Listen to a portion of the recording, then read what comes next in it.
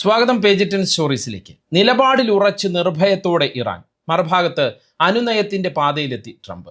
Netanyahu നേരിട്ട് വന്ന് ഉപദേശിച്ചിട്ടും ഇറാനെ ആക്രമിക്കാൻ ട്രംപ് തയ്യാറല്ല. കാരണം ഒന്നു മാത്രമാണ്, ഇറാന്റെ തിരിച്ചടി എന്തായിരിക്കുമെന്ന് ഇപ്പോഴും ട്രംപിനും കൂട്ടർക്കും ഊഹമില്ല. നെതന്യാഹു പറയുന്നത് കേട്ട് ഇറങ്ങിയാൽ പണി പാളുമെന്ന് ട്രംപിനറിയാം. ഇറാൻ പ്രകടിപ്പിക്കുന്ന ആത്മവിശ്വാസവും അമേരിക്കയെ പേടിപ്പിക്കുന്ന കാര്യമാണ്. മാത്രമല്ല, അവസാന യുദ്ധത്തിനിറങ്ങാൻ തങ്ങൾക്ക് മടിയില്ലെന്ന് ഇറാൻ പറയുമ്പോൾ ടെഹ്റാൻ എന്തൊക്കെയോ ഒളിപ്പിച്ചു വെച്ചിട്ടുണ്ടെന്ന കാര്യവും ഉറപ്പാണ്.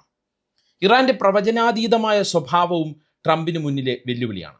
അറബ് രാജ്യങ്ങളും ട്രംപിന്റെ അടുത്തയാളായ എർദോഗനും തുർക്കി പ്രസിഡന്റ് എർദോഗനും കൊടുത്തിരിക്കുന്ന മുന്നറിയിപ്പും അതുതന്നെയാണ്. മാത്രമല്ല, ഇറാനു വേണ്ടി പുതിയ സാഹചര്യത്തിൽ റഷ്യയും ചൈനയും ഇറങ്ങുമോ എന്ന പേടിയും ട്രംപിനുണ്ട്. 5 കാരണങ്ങൾ കൊണ്ടാണ് നെതന്യാഹു പറഞ്ഞിട്ടും ട്രംപ് ഇറാനെ ആക്രമിക്കാൻ ഇറങ്ങാത്തത്. അവ ഓരോന്നായി ഈ വീഡിയോയിലൂടെ പരിശോധിക്കാം. നെതന്യാഹു ട്രംപ് കൂടിക്കാഴ്ചയ്ക്ക് ശേഷം ഇറാനെ ആക്രമിക്കാൻ അമേരിക്ക തയ്യാറാകും എന്നായിരുന്നു പൊതുവെയുള്ള ധാരണ. അതിനുവേണ്ടിയുള്ള സമ്മർദ്ദം നെതന്യാഹു ട്രംപിന് മേൽ നടത്തി എന്നാണ് റിപ്പോർട്ടുകൾ പുറത്തു വന്നത്. ഇതാണ് ഇറാനെ തകർക്കാൻ ഏറ്റവും നല്ല അവസരമെന്ന് നെതന്യാഹു ട്രംപിനെ അറിയിച്ചിരുന്നു. എന്നാൽ അത്തരം ആവശ്യങ്ങളെ തള്ളി ട്രംപ് പറഞ്ഞ 3 കാര്യങ്ങൾ വളരെ പ്രധാനപ്പെട്ടതാണ്. 1. യുദ്ധത്തിന് നെതന്യാഹു നിർബന്ധിച്ചു, പക്ഷേ താൻ വഴങ്ങിയില്ല. 2. ഇറാനുമായി താൻ ആഗ്രഹിക്കുന്നത് യുദ്ധമല്ല. 3. ഇറാൻ കുറച്ചുകൂടി പ്രായോഗികമായാണ് ഇത്തവണ ചർച്ചകളെ കാണുന്നത്. അതായത്, ഇറാൻ അടിച്ചാൽ തിരിച്ചടി എന്ന സമീപനം ഇപ്പോഴും സ്വീകരിക്കുമ്പോഴും ട്രംപ് പൂർണ്ണമായും ഒരു അനുനയത്തിന്റെ പാതയിലേക്ക് മാറിയിരിക്കുന്നു എന്നതാണ് നമുക്ക് വിലയിരുത്താൻ കഴിയുന്നത്. അതിന് നേരത്തെ സൂചിപ്പിച്ചതുപോലെ 5 കാരണങ്ങളാണ് നയതന്ത്ര വിദഗ്ധർ ചൂണ്ടിക്കാട്ടുന്നത്. 1. ഇറാന്റെ പ്രവചനാതീതമായ സ്വഭാവം തന്നെയാണ്. അതായത്, ഇറാൻ ഏത് രീതിയിൽ തിരിച്ചടിക്കുമെന്ന് അമേരിക്കയ്ക്കോ ഇസ്രയേലിനോ ഇപ്പോഴും മനസ്സിലാക്കാൻ പറ്റിയിട്ടില്ല. 2 രാജ്യങ്ങൾക്കും വലിയ ചാര സംവിധാനങ്ങൾ ഉണ്ടായിട്ടും ഇറാന്റെ സൈനികമായ തിരിച്ചടി ഏത് തരത്തിൽ എത്രത്തോളം ആഘാതമുള്ളതായിരിക്കും എന്നുള്ളതിന് ഊഹമില്ല. മാത്രമല്ല, ഇറാന് ആണവ പോർമുനകൾ ഉണ്ടോ എന്ന് അമേരിക്ക ഭയപ്പെടുകയും ചെയ്യുന്നു. അതിന് കാരണം ഇറാനും റഷ്യയുമായുള്ള ഊഷ്മളമായ ബന്ധമാണ്. റഷ്യയുടെ ആണവ സാങ്കേതിക വിദ്യകൾ ഇറാന് കൈമാറിയിട്ടുണ്ടോ എന്നുള്ള ഭയമാണ് അമേരിക്കയ്ക്ക് ഉള്ളത്. 2ാമത്തെ കാരണത്തിലേക്ക് വന്നാൽ അത് അമേരിക്കയുടെ ഭാഗത്ത് നിന്നുള്ള സൈനിക സജ്ജീകരണത്തിലെ കുറവാണ്. 2 വലിയ കപ്പൽ കൂട്ടം അല്ലെങ്കിൽ അർമാഡ ഈ പശ്ചിമേഷ്യൻ തീരത്ത് ഉണ്ടെന്ന് ട്രംപ് പറയുമ്പോഴും അതൊന്നും ഇറാന്റെ വിശാലമായ സൈനിക ശക്തിക്കെതിരെ പിടിച്ചു നിൽക്കാൻ പറ്റുന്നതല്ല. നിലവിൽ പശ്ചിമേഷ്യൻ മേഖലയിലുള്ള അമേരിക്കൻ സൈനിക വിഭവശേഷി ഇറാനെതിരെ പൂർണ്ണ യുദ്ധത്തിന് പര്യാപ്തമല്ല എന്നാണ് അമേരിക്കൻ സൈന്യം തന്നെ വിലയിരുത്തിയിരിക്കുന്നത്. ഇറാനെ പോലൊരു വിസ്തൃതമായ രാജ്യത്തിന്റെ ഭരണകൂടത്തെ മാറ്റാനോ അവരെ സൈനികമായി കീഴടക്കാനോ ശ്രമിച്ചാൽ വിയറ്റ്നാമിന് സമാനമായ തിരിച്ചടി കിട്ടാൻ സാധ്യത ഉണ്ട് എന്നാണ് സൈനിക വിശകലന വിദഗ്ധരും ചൂണ്ടിക്കാട്ടുന്നത്, അല്ലെങ്കിൽ ട്രംപിന് നൽകിയിരിക്കുന്ന മുന്നറിയിപ്പ്. തങ്ങളെ പരിമിതമായി ആക്രമിച്ചാൽ പോലും അത് യുദ്ധമായി കണക്കാക്കുമെന്നാണ് ഇറാന്റെ മുന്നറിയിപ്പ്.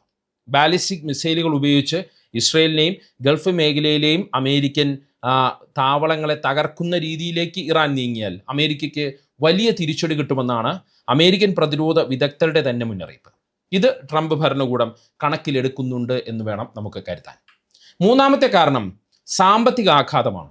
ഇറാനെ ആക്രമിച്ചാൽ അത് ആഗോള എണ്ണവിലയെ ഉറപ്പായും ബാധിക്കും. എണ്ണവില കുതിച്ചു വരും. അത് അമേരിക്കൻ സമ്പദ് വ്യവസ്ഥയെയും ട്രംപിന്റെ ജനപ്രീതിയെയും ദോഷകരമായി ബാധിക്കും. അമേരിക്കയെ അനാവശ്യമായ യുദ്ധത്തിൽ നിന്ന് അകറ്റി നിർത്തും എന്നതാണ് ട്രംപിന്റെ തെരഞ്ഞെടുപ്പ് വാഗ്ദാനം. ഒരു വലിയ യുദ്ധം ഈ പ്രതിച്ഛായയ്ക്ക്, അതായത് അനാവശ്യമായ യുദ്ധത്തിലേക്ക് രാജ്യത്തെ വലിച്ചിഴക്കില്ല എന്നുള്ള പ്രതിച്ഛായ അതിന് മങ്ങലേൽപ്പിക്കും. മാത്രമല്ല, നിലവിൽ തന്നെ അമേരിക്കയിൽ ട്രംപിനെതിരെ പൊതുജന വികാരം വളരെ ശക്തമാണ്. മിനസോട്ടയിലും മറ്റും ട്രംപിന്റെ കുടിയേറ്റ വിരുദ്ധ സേനയ്ക്കെതിരെ വലിയ പ്രക്ഷോഭമാണ് 2 പേരുടെ കൊലപാതകവുമായി ബന്ധപ്പെട്ട് നടക്കുന്നത്. ഇത് ഇടക്കാല തെരഞ്ഞെടുപ്പിൽ പ്രതിഫലിക്കുമെന്നുള്ള ആശങ്ക ഇപ്പോൾ തന്നെ നിലനിൽക്കുന്നുണ്ട്. അതിനിടയ്ക്ക് യുദ്ധത്തിലേക്ക് കൂടി കാര്യങ്ങൾ പോയാൽ സംഗതി കൂടുതൽ തിരിച്ചടിയാകുമെന്നാണ് റിപ്പബ്ലിക് പാർട്ടിയുടെയും ട്രംപിന്റെ തന്ത്രജ്ഞരുടെയും വിലയിരുത്തൽ. 4ാമത്തെ കാരണം പശ്ചിമേഷ്യയിലെ അമേരിക്കൻ സഖ്യകക്ഷികളുടെ ആശങ്കയാണ്. അത് വളരെ പ്രധാനപ്പെട്ട ഒരു കാരണമാണ്. യുദ്ധമുണ്ടായാൽ അത് പശ്ചിമേഷ്യയെ മൊത്തത്തിൽ ബാധിക്കുമെന്നും ആഗോള എണ്ണ വിപണിയെ തകർക്കുമെന്നും അറബ് രാജ്യങ്ങൾക്ക് വലിയ ആശങ്കയുണ്ട്. മാത്രമല്ല, അമേരിക്കയുടെ സഖ്യകക്ഷികൾ എന്ന നിലയിൽ അറബ് രാജ്യങ്ങളെ യുദ്ധമുണ്ടായാൽ ഇറാൻ കൃത്യമായി ലക്ഷ്യമിടുകയും ചെയ്യും. അറബ് രാജ്യങ്ങളിലെ അമേരിക്കൻ സൈനിക താവളങ്ങൾ തകർക്കുകയും ചെയ്യും. അതുകൊണ്ട് തന്നെ ഇറാനെ വില കുറച്ച് കാണരുത് എന്നാണ് അറബ് രാജ്യങ്ങൾ ട്രംപിന് നേരത്തെ തന്നെ നൽകിയിരിക്കുന്ന മുന്നറിയിപ്പ്. സമാനമായ മുന്നറിയിപ്പാണ് തുർക്കി പ്രസിഡന്റ് തൊയ്ബ് എർദോഗനും ട്രംപിന് നൽകിയിരിക്കുന്നത്. ഇസ്രയേലിന്റെ ഉപദേശം കേട്ട് ഇറാനെ ആക്രമിക്കാൻ ഇറങ്ങിത്തിരിച്ചാൽ വലിയ പ്രത്യാഘാതം ഉണ്ടാകുമെന്ന് എർദോഗൻ ട്രംപിനോട് നേരിട്ട് പറഞ്ഞു എന്നാണ് റിപ്പോർട്ട്. മാത്രമല്ല, ഇറാൻ അമേരിക്ക മധ്യസ്ഥ നീക്കങ്ങളിൽ സജീവമായ തുർക്കിയുടെ വിദേശകാര്യമന്ത്രിയും ചില കാര്യങ്ങൾ തുറന്നു പറഞ്ഞിട്ടുണ്ട്. അതായത്, ഇറാനുമായുള്ള ചർച്ചയിൽ ബാലിസ്റ്റിക് മിസൈൽ പദ്ധതി കൂടി ഉൾപ്പെടുത്താൻ അമേരിക്ക നിർബന്ധം പിടിച്ചാൽ അത് ഇറാൻ ഒരിക്കലും അംഗീകരിക്കില്ല എന്നും വലിയ യുദ്ധത്തിലേക്ക് കാര്യങ്ങൾ എത്തും, അല്ലെങ്കിൽ അത് കലാശിക്കും എന്നുമാണ് തുർക്കി വിദേശകാര്യമന്ത്രി ഹക്കാം ഫിദാൻ പറയുന്നത്. അഞ്ചാമത്തെ കാരണത്തിലേക്ക് വന്നാൽ, ഇറാനിലെ ആഭ്യന്തര പ്രക്ഷോഭങ്ങൾക്കിടയിൽ അമേരിക്ക ഒരു സൈനിക ആക്രമണം നടത്തിയാൽ പ്രക്ഷോഭകാരികളെ അത് കൂടുതൽ അപകടത്തിലാക്കും. മാത്രമല്ല, അവിടുത്തെ ജനവികാരം അമേരിക്കയ്ക്ക് എതിരെ ആകും എന്നും വിലയിരുത്തപ്പെടുന്നു. മാത്രമല്ല, ട്രംപിനെ വധിക്കാൻ ഇറാൻ പദ്ധതിയിടുന്നതായി അമേരിക്കൻ രഹസ്യാന്വേഷണ ഏജൻസികൾ നേരത്തെ മുന്നറിയിപ്പ് നൽകിയിരുന്നു. ഇത് ട്രംപിൻ്റെയും സംഘത്തിൻ്റെയും ഇടയിൽ വലിയ സുരക്ഷാ ആശങ്കകളും ഉണ്ടാക്കിയിട്ടുണ്ട്. അങ്ങനെ 5 കാരണങ്ങൾ കൊണ്ടാണ് ട്രംപ് ഇറാനെ ആക്രമിക്കാൻ മുതിരാത്തത് എന്നാണ് നയതന്ത്ര വിദഗ്ധരും യുദ്ധമേഖലയിൽ പ്രവർത്തിച്ച് പരിചയമുള്ളവരും ഒരേ സ്വരത്തിൽ പറയുന്നത്. അതുകൊണ്ട് തന്നെയാണ് ഇറാനുമായി ഒരു അനുനയ നീക്കത്തിലേക്ക് പോകാൻ ട്രംപ് ആഗ്രഹിക്കുന്നത്, ഒരു ആണവ കരാറിലേക്ക് പോകാൻ ട്രംപ് ആഗ്രഹിക്കുന്നത്. എന്നാൽ പിൻവാങ്ങുകയാണെന്ന് തോന്നിപ്പിക്കുമ്പോഴും ചർച്ചകൾ പരാജയപ്പെട്ടാൽ കടുത്ത നടപടി നേരിടേണ്ടി വരുമെന്നാണ് ട്രംപ് ഇപ്പോഴും ഇറാനെ ഭീഷണിപ്പെടുത്തുന്നത്. ഇത് ഇറാനെ കൂടുതൽ സമ്മർദ്ദത്തിലാക്കി കൂടുതൽ വിട്ടുവീഴ്ചകൾ ചെയ്യിപ്പിക്കാനുള്ള അമേരിക്കൻ തന്ത്രമായി മാത്രം കാണാം. അതേസമയം തന്നെ വലിയ യുദ്ധമുണ്ടായാൽ അത് തൻ്റെ രാഷ്ട്രീയ ഇമേജിനെയും അമേരിക്കയുടെ സാമ്പത്തിക സ്ഥിതിയെയും എങ്ങനെ ബാധിക്കുമെന്നുള്ള കാര്യത്തിൽ ട്രംപ് അതീവ ജാഗ്രത പുലർത്തുന്നു എന്നുള്ളതും നമ്മൾ നോക്കിക്കാണണം. ഇറാൻ അമേരിക്ക ചർച്ചകൾ കൂടുതൽ ആഴത്തിലേക്ക് എത്തിക്കാനുള്ള നീക്കങ്ങളാണ് മധ്യസ്ഥ രാജ്യങ്ങളായ ഒമാനും തുർക്കിയും ഇപ്പോൾ നടത്തിക്കൊണ്ടിരിക്കുന്നത്. നയതന്ത്രപരമായ ഒത്തുതീർപ്പുകളിലൂന്നിയ ചർച്ച നടക്കണമെന്നാണ് ഇരു രാജ്യങ്ങളുടെയും നിലപാട്. ഇറാൻ നടത്തുന്ന യുറേനിയം സമ്പുഷ്ടീകരണത്തിൽ അമേരിക്ക ചില വിട്ടുവീഴ്ചകൾക്ക് തയ്യാറാകുമെന്നാണ് തുർക്കി പ്രതീക്ഷിക്കുന്നത്. ഇക്കാര്യത്തിൽ ഇറാനും ചില വിട്ടുവീഴ്ചകൾക്ക് തയ്യാറാകുമെന്ന് തുർക്കി വിദേശകാര്യമന്ത്രി വിലയിരുത്തുന്നു. യുറേനിയം സമ്പുഷ്ടീകരണത്തിന്റെ അളവ് കുറയ്ക്കാൻ ഇറാൻ തയ്യാറാകും എന്നാണ് മധ്യസ്ഥരുടെ, അതായത് ഒമാന്റെയും തുർക്കിയുടെയും പ്രതീക്ഷ. മധ്യസ്ഥരെ ഒഴിവാക്കി അമേരിക്കയും ഇറാനും നേരിട്ട് ചർച്ച നടത്തണം എന്നതാണ് തുർക്കിയുടെ മറ്റൊരു പ്രധാനപ്പെട്ട അല്ലെങ്കിൽ നിർണായകമായ നിർദ്ദേശം. ചർച്ചയുടെ പ്രധാന കേന്ദ്രമായ ഒമാൻ കൂടുതൽ സൂക്ഷ്മമായ നിലപാടാണ് സ്വീകരിക്കുന്നത് എന്നും നമ്മൾ നോക്കിക്കാണണം. ഒമാനിൽ നടന്ന ചർച്ചകൾ വളരെ ഗൗരവമുള്ളതായിരുന്നു എന്ന് ഒമാൻ വിദേശകാര്യമന്ത്രി ബദർ അൽ ബുസൈദി പറഞ്ഞു. അതുകൊണ്ട് തന്നെ ഇരുപക്ഷത്തിൻ്റെയും നിലപാടുകളിൽ വ്യക്തത വരുത്താൻ ഈ ചർച്ചകൾ സഹായിച്ചു എന്നും ഒമാൻ വിലയിരുത്തുന്നു. നീതിപൂർവവും സമതുലിതവുമായ ഒരു കരാറിലേക്ക് എത്താനാണ് ശ്രമിക്കുന്നത് എന്നാണ് ഒമാൻ ഭരണകൂടം വ്യക്തമാക്കുന്നത്. ഇറാന്റെ പരമാധികാരവും അമേരിക്കയുടെ സുരക്ഷാ ആശങ്കകളും ഒരുപോലെ പരിഗണിക്കപ്പെടണം എന്നുള്ളതാണ് ഒമാന്റെ പക്ഷം. അടുത്ത ഘട്ട ചർച്ചകൾ റോമിൽ വെച്ച് നടത്താനുള്ള സാധ്യതകളാണ് ഒമാൻ വഴി ആരായുന്നത്. ഫെബ്രുവരി 6 ഇറാൻ അമേരിക്ക പരോക്ഷ ചർച്ചകൾക്ക് പിന്നാലെ ഫെബ്രുവരി 10 ഇറാന്റെ പരമോന്നത നേതാവിന്റെ പ്രതിനിധിയായ അലി ലാറിജാനി ഒമാനിലെത്തി സുൽത്താൻ ഹൈതം ബിൻ താരിഖുമായി വിദേശകാര്യമന്ത്രിയുമായി കൂടിക്കാഴ്ച നടത്തിയിരുന്നു. ഇത് ചർച്ചകളുടെ തുടർച്ച എന്നുള്ള രീതിയിലാണ് വിലയിരുത്തപ്പെടുന്നത്. ഒമാൻ ചർച്ചകൾക്ക് പിന്നാലെ ഇറാന്റെ വിദേശകാര്യമന്ത്രി അബ്ബാസ് അരാക്ചി ഖത്തറിൽ സന്ദർശനം നടത്തിയിരുന്നു.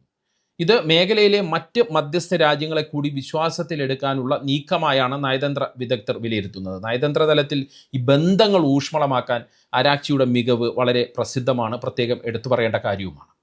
അമേരിക്കയുമായി നേരിട്ടോ അല്ലാതെയോ ചർച്ചകൾ നടത്താൻ തങ്ങൾക്ക് മടിയില്ല എന്നാണ് അരാക്ചി പറഞ്ഞിട്ടുള്ളത്. ഒമാനിൽ നടന്ന ചർച്ചകളെ ഒരു ശുഭസൂചനയായാണ് ഇറാൻ വിശേഷിപ്പിച്ചിട്ടുള്ളത്, പ്രത്യേകിച്ച് അരാക്ചി പറഞ്ഞിട്ടുള്ളത്. അതുകൊണ്ട് തന്നെ റോമിൽ വെച്ച് അമേരിക്കയും ഇറാനും തമ്മിൽ നേരിട്ടുള്ള ചർച്ചകൾ നടക്കുമോ എന്നാണ് ഇപ്പോൾ ലോകം ഉറ്റുനോക്കുന്നത്. ആണവ പദ്ധതികളിൽ ചില വിട്ടുവീഴ്ചയ്ക്ക് മാത്രമാണ് ഇറാൻ ഒരുങ്ങുന്നത്. മറ്റൊരു വിട്ടുവീഴ്ചയ്ക്കും അല്ലെങ്കിൽ പിന്നോട്ട് പോക്കിനും ഇറാൻ തയ്യാറല്ല, അല്ലെങ്കിൽ ഇറാൻ്റെ അജണ്ടയിൽ അതില്ല. ആണവ പദ്ധതികളിൽ വിട്ടുവീഴ്ച വേണമെങ്കിൽ അമേരിക്കയുടെ ഉപരോധങ്ങൾ നീക്കണമെന്നാണ് ഇറാന്റെ കൃത്യമായ ആവശ്യം. തങ്ങളെ സൈനികമായി നേരിടുന്നത് അമേരിക്കയ്ക്ക് വലിയ ആഘാതമുണ്ടാക്കുമെന്നും അതിനാൽ ട്രംപ് യുദ്ധത്തിന് മുതിരില്ല എന്നുമാണ് ഇറാന്റെ കണക്കുകൂട്ടൽ. ട്രംപിന്റെ ഭീഷണികളെക്കാൾ അദ്ദേഹത്തിന്റെ ചർച്ചാ താല്പര്യത്തെയാണ് അതുകൊണ്ട് തന്നെ ഇറാൻ ഇപ്പോൾ ശ്രദ്ധിക്കുന്നത്. ചുരുക്കത്തിൽ, ഉപരോധങ്ങൾ കാരണം ശ്വാസം മുട്ടുന്ന ഇറാൻ സാമ്പത്തിക ആശ്വാസം ആഗ്രഹിക്കുന്നുണ്ട്. അത് സ്വാഭാവികമാണ്. എന്നാൽ അത് രാജ്യത്തിൻ്റെ ആയുധശേഷി അല്ലെങ്കിൽ രാജ്യത്തിൻ്റെ താല്പര്യങ്ങളെ ബലികഴിപ്പിച്ചുകൊണ്ടാകരുത് എന്നുള്ള കർക്കശ നിലപാടാണ് ഇറാനുള്ളത്, അല്ലെങ്കിൽ അതാണ് ആ ഭരണകൂടം മുന്നോട്ട് വയ്ക്കുന്നത്. എപ്പോഴും അവർ പറയുന്നതും അതാണ്.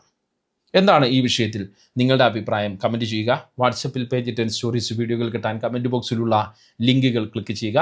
വാട്സപ്പ് ചാനലിലോ വാട്സപ്പ് ഗ്രൂപ്പിലോ അംഗമാകാം. നന്ദി, നമസ്കാരം.